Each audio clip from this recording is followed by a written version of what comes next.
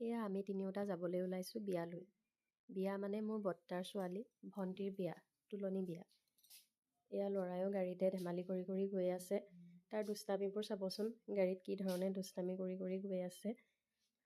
ভাবিলোঁ ভণ্টিৰ তোলনি বিয়াখন আপোনালোককো এপাক দেখাওঁ।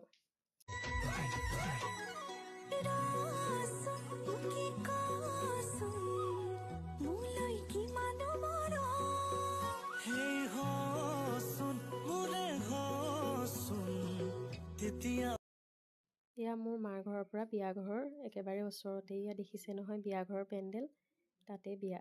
কইনাজনী চাওকচোন কিমান মৰম লাগিছে দেখিবলৈ।